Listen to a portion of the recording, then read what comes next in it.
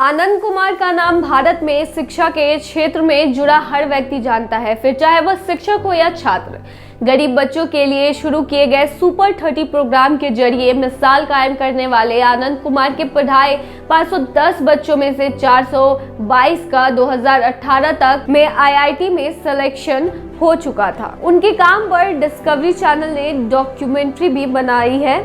उनके जीवन पर फिल्म सुपर 30 भी बन चुकी है, जिसमें अभिनेता ऋतिक रोशन ने उनके किरदार को निभाया है। आज वह कोटा जैसे शहरों में कोचिंग संस्थानों की भीड़ और रिजल्ट के प्रेशर के छात्रों के भविष्य पर असर के बारे में बात कर रहे हैं। चलिए तो इसके बारे में हम आपको विस्तार से बताते हैं कि किस तरीके से आज पढ़ाई का प्रेशर बच्चों की जान ले रहा है। कहीं भूख दांव पर है तो कहीं प्यास दांव पर, कहीं जमीन मकान दांव पर है तो खेत खलिहान दांव पर, अब तो आखिरी कट्ठे जमीन भी दांव पर।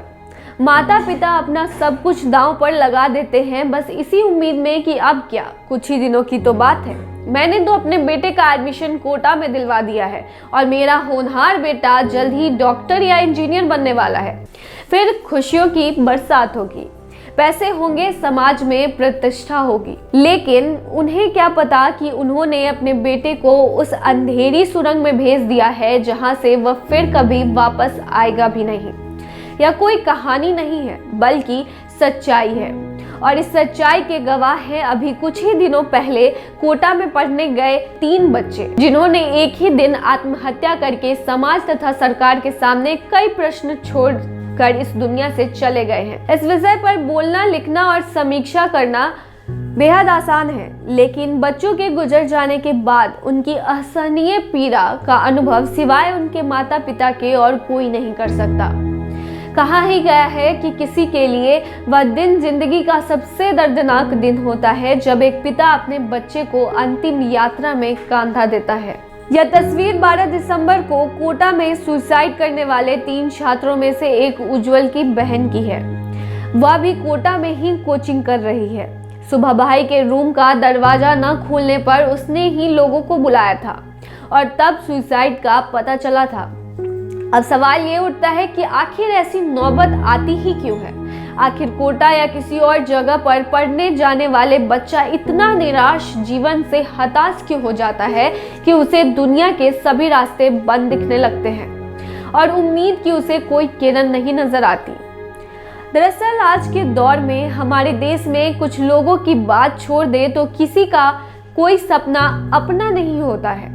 सारे सपने उधार लिए हुए होते हैं। किसी समाज में, मोहल्ले में कोई कुछ और अच्छा करता है, डॉक्टर बनता है, इंजीनियर बनता है या आईएएस बनता है, तो बाकी के माता पिता के भी वही सपने हो जाते हैं। वह चाहते हैं कि उनका बेटा बेटी भी कुछ ऐसा ही करे। कभी कभी तो वे अपने अधूरे सपने को भी अपने बच्चे के सहारे पूरा करना चाहते हैं। धीरे धीरे उन्हें यकीन भी होने लगता है कि उनके बच्चे उन अधूरे सपने को जरूर पूरा कर देंगे। अब सपने को धरातल पर उतारने के लिए जेब से मजबूत होना जरूरी होता है। कोचिंग सेंटर की भारी भरकम फीस, हॉस्टल का किराया, तरह तरह की किताबें और ना जाने क्या क्या। निर्धन परिवार की बात ही छोड़ दीजिए, मध्यम वर्गीय परिवार के लिए भी ये एक बहुत बड़ा बोझ बन जाता है। अब जब सब कुछ बेचकर या उधार लेकर माता पिता अपने बच्चों का एडमिशन करवाते हैं तो जिम्मेवारी के बोझ से दब जाते हैं। और कोचिंग संचालकों के भी क्या कहने, दिखावे के लिए तो एडमिशन टेस्ट भी लेते हैं, लेकिन उनको तो अपना बिजनेस टारगेट पूरा करना होता है। पैसा मिलना चाहिए, बस एडमिशन हो जाता है। पूछने की बात तो छोड़ ही दे, कोई कभी किसी के बारे में सोचता तक नहीं कि आखिर स्टूडेंट चाहता क्या है, उसकी रुचि क्या है। ना तो माता पिता और ना ही टीचर्स। बेचारा स्टूडेंट बेमन से पढ़ने लग जाता है। कुछ ही दिनों तक तो सब कुछ ठीक चलता है, लेकिन जैसे ही टेस्ट का दौर शुरू होता है, बेचारा स्टूडेंट की आखिरी गिनती शुरू हो जाती है। ऐसी परिस्थिति में बच्चा विषय को समझना चाहता है, लेकिन उसको सुनने वाला कोई नहीं होता। शिक्षक भी कुछ थोड़े आसान सवाल पूछने पर उसका उपहास उड़ा देते हैं। पढ़ने में होशियार साथी प्रतियोगिता के इस दौर में समय नहीं देना चाहते हैं। अब उन्हें उनके पास एक ही उपाय होता है, अब घर वापस लौट चले, लेकिन फिर कोचिंग सेंटर वाले फीस लौटाने से मना कर देते हैं। जब माता पिता का घर से फोन आता है कि कैसी चल रही है पढ़ाई, क्या है प्रोग्रेस, बेचारे के पास कोई जवाब नहीं होता।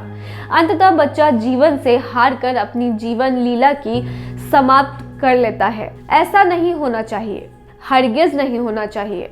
ऐसी घटनाओं से न सिर्फ पूरा परिवार टूट जाता है, बल्कि समाज में, खासकर युवा पीढ़ी में बहुत ही नकारात्मक संदेश जाता है।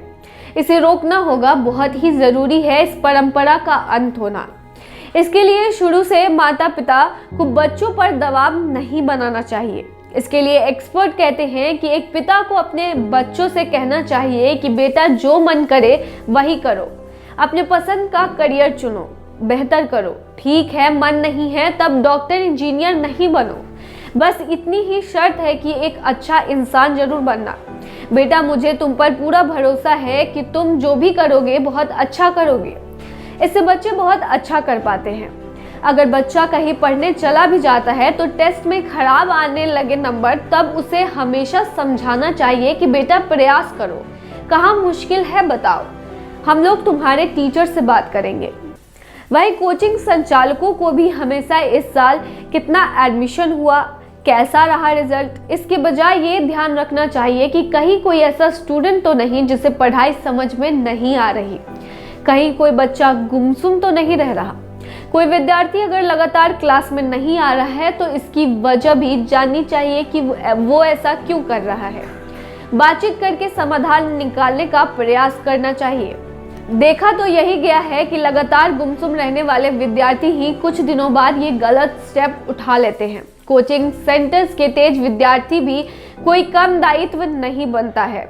उन्हें अपने पिछड़ते हुए साथी का सहयोग करना चाहिए। केवल अपनी सफलता ही जीवन का अंतिम लक्ष्य थोड़े ही ना होता है।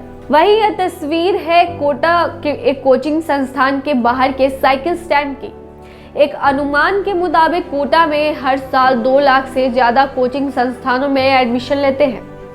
मैं विद्यार्थियों के साथ साथ उन अभिभावक से यही कहना चाहूंगी कि किसी भी एक इम्तिहान के नतीजे के आधार पर किसी के आंखों में बंद सपने का हिसाब किताब लगाना संभव नहीं हो सकता है। जीवन में मौके एक बार नहीं, 2 बार नहीं, बल्कि कई बार मिलते हैं। लेकिन लाखों स्टूडेंट्स और उनके माता पिता फिर से एक बार अपनी उम्मीदों की तैरती हुई कश्तियों को निराशा रूपी टेस्ट के नंबर के भंवर में डुबो रहे हैं। अंकों के आधार पर ही नए नए सपने बुनते हैं। लेकिन सच्चाई तो ये है कि टेस्ट के नंबर सिर्फ एक आंकड़े से ज़्यादा कुछ भी नहीं है। दुनिया के किसी भी नंबर में वो ताकत नहीं है जो किसी बच्चे के हुनर और उसकी काबिलियत की सही गवाही दे सके। बच्चों पर किसी तरह का कोई दबाव नहीं बनाए, उन्हें चहकने का मौका दे, उन्हें खिलने दे, उन्हें खुले आसमान में उड़ने दे। आखिर एक ही तो जिंदगी है। और ऐसी ही जानकारी के लिए बने रहिए हमारे साथ मघी आवाज पर।